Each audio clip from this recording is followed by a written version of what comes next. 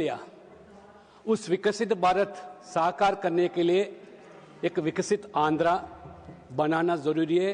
ये विकसित आंध्रा के लिए भी एक विकसित राजधानी होना चाहिए। मगर मैं आपके माध्यम से उपसभापति महोदय, मैं सबसे पहले उन किसानों को गांव-गांव में जो बसे हैं उनको नमन करता हूं। हमारे मातृमूर्ति जितने भी है लंबे काल संघर्ष किए राजधानी हासिल करने के लिए, उन सभी लोगों को भी मैं नमन करता हूं, क्योंकि उनका सपना था एक भव्य राजधानी बनाने के लिए।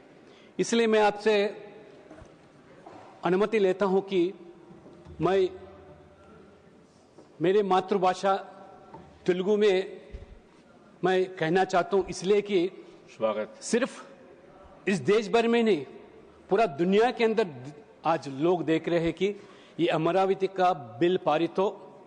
मोदी जी सरकार जो मान्यता देने चाह रही है, क्योंकि ये लंबे काल संघर्ष किए हमारे किसानों ने, हमारे माँ बहनों ने। इसलिए मैं उन किसानों को मेरा संदेश पहुंचना चाहता हूं जो संघर्ष किए, जो बलिदान हुए, जो लंबे काल उस सरकार के लिए जो बार बार अमरावती के आड़े डालते थे। इसलिए मैं आपकी अनुमति से मैं हमारे मातृभाषा तेलुगु में मैं जिक्र करना चाहता हूं। देश భాషలందు తెలుగు లెస్స। భారతదేశం అత్యంత వైభవపేతమైనటువంటి రాజ్యాలలో ఒకటైనటువంటి విజయనగర చక్రవర్తి శ్రీ కృష్ణదేవరాయలు గారు ప్రకటించినటువంటి ఈ నానుడి, Telugu language is supposed to be the sweetest language among all. That was said by Sri Krishnadevarayalu. Again, one of the poet, Rayapolu Subbarao గారు, ఏ దేశమేగినా ఎందు కాలిడినా ఏ పీఠమెక్కినా ఎవరేమనినా పొగడరా నీ తల్లి భూమి భారతిని, నిలుపరా నీ జాతి నిండు గౌరవాన్ని చాటి చెప్పినటువంటి జాతి తెలుగు జాతి. ఇటువంటి ఘన చరిత్ర నుండి తెలుగు జాతి నేను నిజంగా శిరస్సు వంచి నమస్కరిస్తున్నాను. ఆ రైతులకు, ఆ మాతృమూర్తులకు ఎవరైతే సుదీర్ఘమైనటువంటి పోరాటం ఈ అమరావతి కోసం వారు చేశారు. నేను అధ్యక్ష ఒక్కసారి ఈ 2026లో ఈ బిల్లు గురించి నేను ప్రస్తావించినప్పుడు, ఈ బిల్లు ఆమోదం పొందేటప్పుడు దీని యొక్క చరిత్రను కూడా ఒకసారి, ఈ తెలుగు ప్రజల చరిత్ర, ఈ తెలుగు జాతి చరిత్రను కూడా తెలుసుకోవాల్సిన అవసరం మనకి.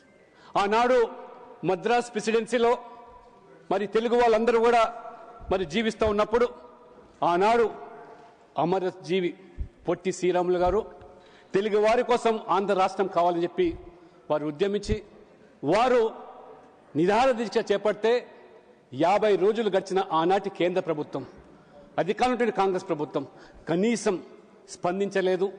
కనీసం మానవత్వం కూడా చూపకుండా చివరికి 58 రోజుల తర్వాత వారు తన ప్రాణాలు త్యాగం చేసినటువంటి వ్యక్తి అమరజీవి పొట్టి శ్రీరాములు గారు. ఆ రకంగా వారు మరణాంతరం ఆ రోజు ఆ ప్రభుత్వం స్పందించి ఆంధ్ర రాష్ట్రానికి ప్రత్యేకంగా తెలుగు వాళ్ళ కోసం ఏర్పాటు చేయడం జరిగింది. అదే రకంగా 1956లో భాషా ప్రయుక్తుల రాష్ట్రాల పేరు మీద ప్రస్తుతం మన తెలంగాణ రాష్ట్రం, ఆనాడు హైదరాబాద్ స్టేట్, ఆ రోజు ఈ 2 ప్రాంతాలను విలీనం చేయాలని చెప్పి ఆనాటి ప్రభుత్వము కొన్ని పెద్ద మనుషుల ఒప్పందాలు చేసి షరతులతో కూడుకున్నటువంటి విలీనాన్ని, ఏ రకమైన షరతులు అంటే తెలంగాణ ప్రాంత విద్యార్థులకు, యువకులకు ఉద్యోగాలు, అదే రకంగా నదీ జలాల పంపకాల విషయంలో కానివ్వండి, బడ్జెట్లో కేటాయింపులు కానివ్వండి, రాజకీయాల్లో అధికారుల్లో భాగస్వాము కానీ ఖచ్చితంగా ఇచ్చి తీరుతాం, తెలంగాణ ప్రజలు ఆదుకుంటామని చెప్పి ఆనాడు ఉన్నటువంటి కేంద్ర ప్రభుత్వం ఆ రకంగా మరి విలీనం చేస్తే, మరి విలీనం తర్వాత ఏ రకంగా ఉన్నటువంటి ప్రభుత్వాలు ఇచ్చిన హామీలను కూడా తొంగలో దొక్కి ఏరు దాటేదాకా ఓడమల్లయ్య, ఏరు దాటిన తర్వాత బోడి మల్లయ్య చిన్నంగా వేయించినటువంటి ఆనాటి కాంగ్రెస్ ప్రభుత్వం చివరికి 1969లో విద్యార్థులు, యువకులు ఇచ్చిన హామీలు ఏమని చెప్పి నిలదీస్తే తూటాలతో కాల్చి 369ని పొట్టను పెట్టుకున్నటువంటి చరిత్ర ఆనాటి కాంగ్రెస్ ప్రభుత్వాన్ని.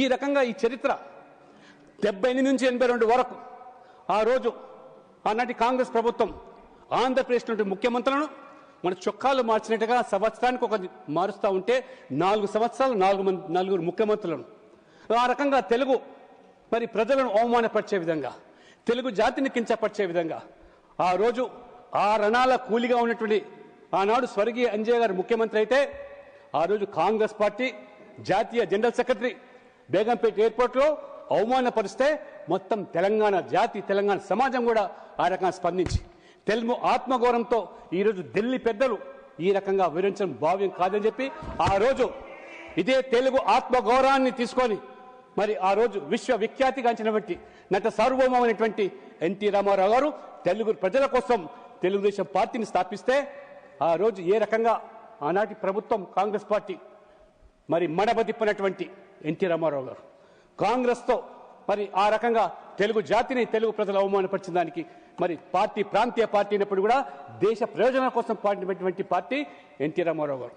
ఆ రకంగా మరి ఎన్టీ రామారావు గారు ఈ యొక్క కాంగ్రెస్ పార్టీ విధానాల పట్ల నిరంతరం పోరు సల్పి ఏ రకంగా దేశవ్యాప్తంగా కూడా మరి ఆ రకంగా కాంగ్రెస్ ఇతర పార్టీలన్నీ కూడా గొడుగు కింద తీసుకొచ్చి ఈ కాంగ్రెస్ కేంద్ర పెత్తనం చెల్లదని చెప్పి జాతీయ స్థాయిలో మరి రాజకీయాలు నేర్పినటువంటి మహానుభావుడు ఎన్టీ రామారావు.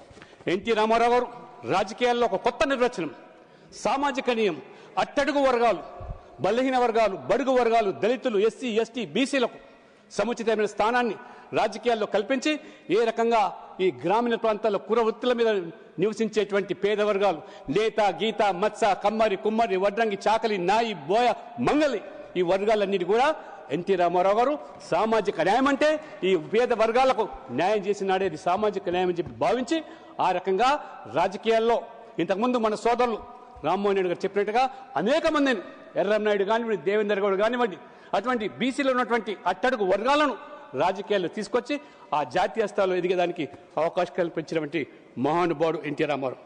ఆ తర్వాత మరి తెలుగుదేశం పార్టీ ఆంధ్రప్రదేశ్లో 95లో చంద్రబాబు గారి నాయకత్వంలో అధికారులకు వచ్చినప్పుడు వారు ఒక విజనరీ లీడర్గా, ఒక దూరదృష్టితో ఉన్నటువంటి నాయకుడిగా చంద్రబాబు నాయుడు గారు ఆ రోజు ఆంధ్రప్రదేశ్లో ఏ రకంగా హైదరాబాద్ను అభివృద్ధికి పాటుపడ్డాడు. 99లో నేను మొదటిసారిగా ఎమ్మెల్యేగా అయినప్పుడు వారు ముఖ్యమంత్రి చంద్రబాబు నాయుడు గారు వారితో కలిసి పనిచేసే అవకాశం వచ్చింది.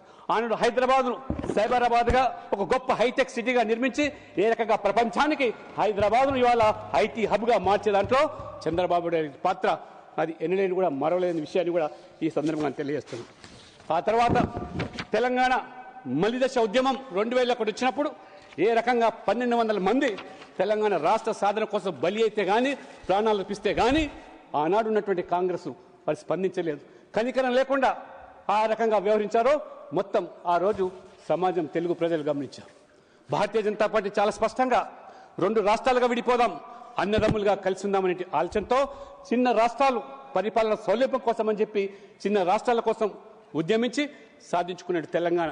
అయితే 2 రాష్ట్రాలుగా విడిపోయిన తర్వాత 2014లో మరి కేంద్రంలో మోదీ గారి నేతృత్వంలో ఎన్డీఏ ప్రభుత్వం, అదే రకంగా మళ్ళీ రాష్ట్రంలో ఆంధ్రప్రదేశ్లో మరి ఎన్డీఏ ప్రభుత్వం ఈ రకంగా మరి ఏర్పాటైతే ఆనాడు ఇంతకుముందు చెప్పినట్టుగా అమరావతి రాజధానిగానే ఆ రోజు మరి ఆ యొక్క సంకల్పం తీసుకుంటే ఆ యొక్క ముఖ్యమంత్రి చంద్రబాబు నాయుడు గారు, నరేంద్ర మోడీ గారు ప్రధానమంత్రిగా వారికి పూర్తిగా మద్దతు ప్రకటించి ఆ స్ఫూర్తిదాయకమైనటువంటి ఆ శంకుస్థాపన కార్యక్రమంలో ఇంతకుముందు చెప్పినట్టుగా ఏ రకంగా ఆ యొక్క కృష్ణ నది ఒడ్డు మీద మరి ఉద్దండరాయినటువంటి గుంటూరు జిల్లాకు సంబంధించినటువంటి ఆ యొక్క పల్లెలో శంకుస్థాపన చేస్తే ప్రధానమంత్రి హోదాలో నరేంద్ర మోడీ గారు ఈ పార్లమెంటు నుంచి ఒక పవిత్రమైనటువంటి ఈ ప్రాంగణం నుంచి మట్టిని, అదే రకంగా పవిత్రమైనటువంటి యమునా నది యొక్క జలాలను తీసుకెళ్లి ఈ ప్రభుత్వం కేంద్రం కూడా అండగా ఉంటుంది, కట్టుబడి ఉంటుంది.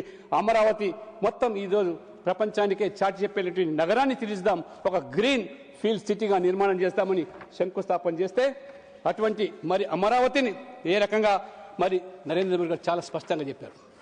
2 తెలుగు రాష్ట్రాలు, అది తెలంగాణ అయినా ఆంధ్రప్రదేశ్ అయినా, ఈ 2 రాష్ట్రాల ఆత్మ ఒకటే, అది తెలుగు భాష మాత్రమే అని చెప్పి ఘనంగా చెప్పినటువంటి నరేంద్ర మోడీ గారు. కాబట్టి మనం ఈ 2 రాష్ట్రాల అభివృద్ధి కోసం కేంద్రం కట్టుబడి ఉంది, ఎన్డీఏ కట్టుబడి ఉందని చెప్పితే ఆ రోజు మరి పిల్ల కాంగ్రెస్ అయినటువంటి ఏ రకంగా పిల్ల చేష్టలతో అమరావతి కాదు, ఈ రాష్ట్రానికి 3 రాజధానులు కావాలని చెప్పి 3 ముక్కల ఆటలు ఆడించి ఏ రకంగా నవ్వుల పాలు చేశారు.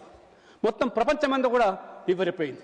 ఏ రైతులైతే వారు త్యాగం చేసి వాళ్ళ భూములు అప్పగించారో వాళ్ళ భాషలన్నీ కూడా అడియాసలు అయిపోయినాయి. పెట్టుబడులు రాకుండా ఏ రకంగా అడ్డుకున్నారో ఈ కాంగ్రెస్ యొక్క పిల్ల చేష్టల వల్ల ప్రజలు గమనించారు.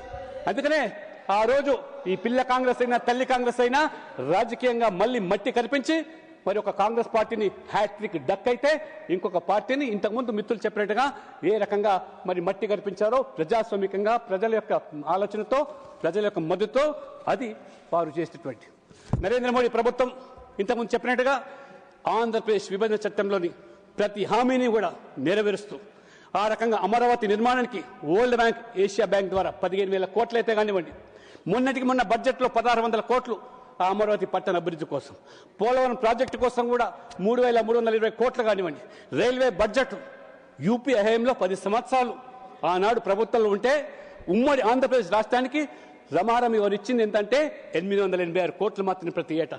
కానీ ఇదే నరేంద్ర మోడీ గారి ప్రభుత్వం 2 రాష్ట్రాలు విడిపోయిన తర్వాత ఏకంగా ఆంధ్రప్రదేశ్కి మాత్రమే 10,314 కోట్లు రైల్వేల అభివృద్ధి కోసం ఇవ్వడమే కాకుండా ఏ రకంగా ఆ ప్రజల డిమాండ్కి అనుగుణంగా రైల్వే వైజాగ్లో ఒక జోన్ ఏర్పాటు చేసి ఇవాళ ప్రజల యొక్క ఆశలను ఇవాళ ఏ రకంగా నెరవేర్చిందో.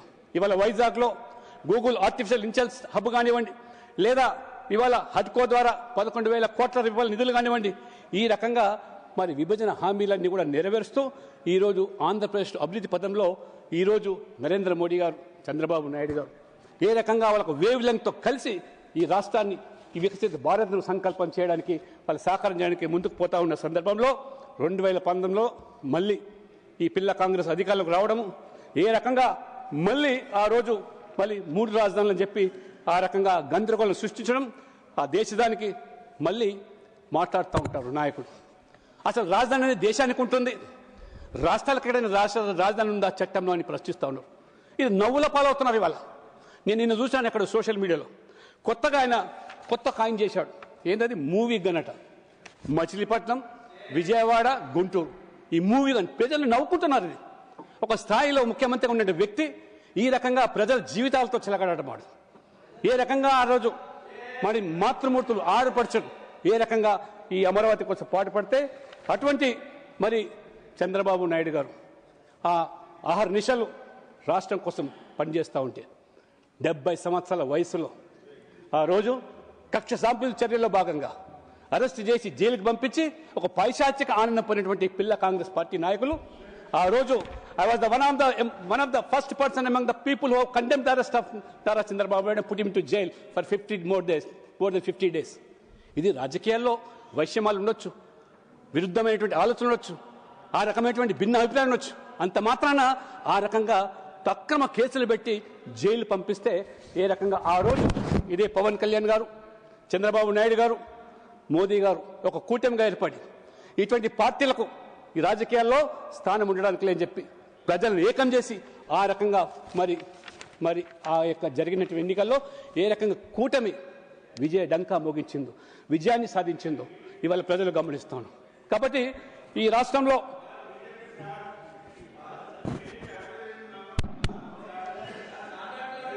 చాలా స్పష్టంగా ఇవాళ చెప్తాను. ఇవాళ నేను స్వయంగా చూశాను ఎమ్మెల్యేగా చంద్రబాబు నాయుడు గారి యొక్క విజనరీ లీడర్షిప్ ఏ రకం అభివృద్ధి కోసం, పేదల సంక్షేమం కోసం పాటుపడింది. కాబట్టి మీరు ఈరోజు మరి రాజకీయంగా కనుమరుగైన మీరు ఇవాళ మాట్లాడేటువంటి నైతిక హక్కు లేదు.